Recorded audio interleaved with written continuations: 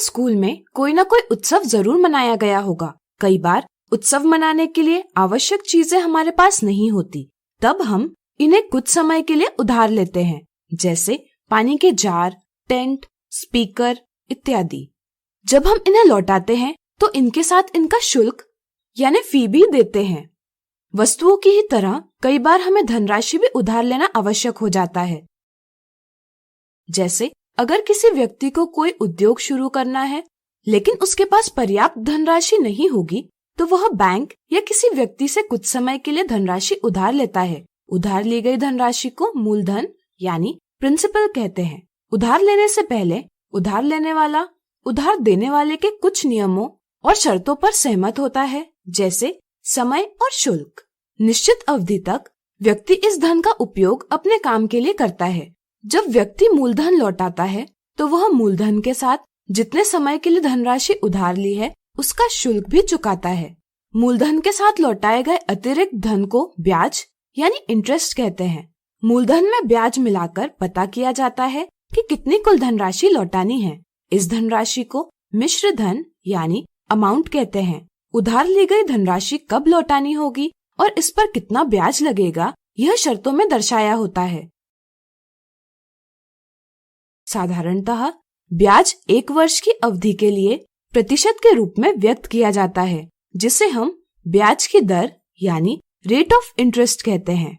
जैसे 8% प्रति वर्ष या 8% वार्षिक ब्याज की दर का अर्थ है जब मूलधन 100 रुपए होगा, तब वर्ष के अंत में 100 रुपए के साथ 100 रुपए का 8% बराबर 8 रुपए अतिरिक्त देने होंगे, यानी कि मिश्रधन बराबर 100 रुपए धन 8 रुपए बराबर 108 रुपए देने होंगे।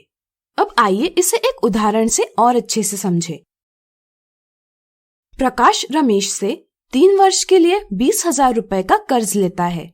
कर्ज लेते समय प्रकाश और रमेश इस शर्त पर सहमत होते हैं कि धनराशि उपयोग करने के बदले में प्रकाश रमेश को 12% प्रति वर्ष के दर से ब्याज देगा। चलिए पता करते हैं 3 वर्ष बाद प्रकाश रमेश को कितनी धनराशि लौटाएगा। यहाँ ब्याज की दर है 12% प्रति वर्ष। क्या आप बता सकते हैं इसका क्या अर्थ है? सोचिए। बिल्कुल सही, 12% या 12/100 प्रति वर्ष की ब्याज दर का अर्थ है प्रकाश रमेश को 1 वर्ष अवधि के लिए 100 रुपए पर 12 रुपए का ब्याज देगा। हम कह सकते हैं कि 1 वर्ष अवधि के लिए उसे 1 रुपए पर 12/100 रुपए का ब्याज देगा।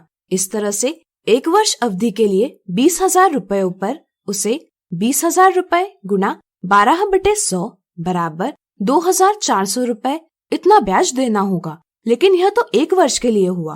प्रकाश ने कर्ज 3 वर्ष के लिए लिया है, इसलिए 3 वर्षों की अवधि के लिए ब्याज होगा 20,000 रुपए गुना 12/100 गुना 3 बराबर 2,400 रुपए गुना 3 बराबर 7,200 रुपए। इसलिए 3 वर्ष बाद लौटाई जाने वाली धनराशि यानी मिश्र धन है 20,000 रुपए मूलधन धन 7,200 रुपए ब्याज बराबर 27,200 रुपए।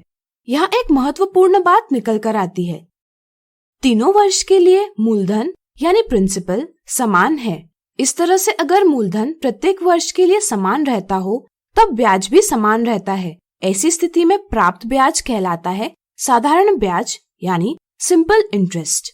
जैसा कि आप देख सकते हैं, यहाँ साधारण ब्याज प्राप्त करने के लिए हमने मूलधन, ब्याज की दर और समय का गुणन किया है। इस समझ से क्या आप साधारण ब्याज प्राप्त करने के लिए कोई सूत्र बना सकते हैं? सोचिए। सही सोचा, यह होगा साधारण ब्याज बराबर मूलधन गुणा ब्याज की दर गुणा समय। अगर हम साधारण ब्याज को I से, मूलधन को P से, ब्याज की दर को R% या R/100 से और समय को T से निरूपित करें तो साधारण ब्याज I प्राप्त करने के लिए हम सूत्र लिख सकते हैं P गुणा R/100 गुणा T या PRT/100। ध्यान रहे, समय हमेशा वर्षों में होना चाहिए। यदि हमें समय महीनों में दिया होगा तो हम इसे 12 से विभाजित कर वर्षों में परिवर्तित कर लेंगे। इस तरह यह भी जान ले कि अगर हमें इन चारों में से 3 का मान पता है तो हम इनकी उचित व्यवस्था कर चौथी अज्ञात राशि का मान ज्ञात कर सकते हैं।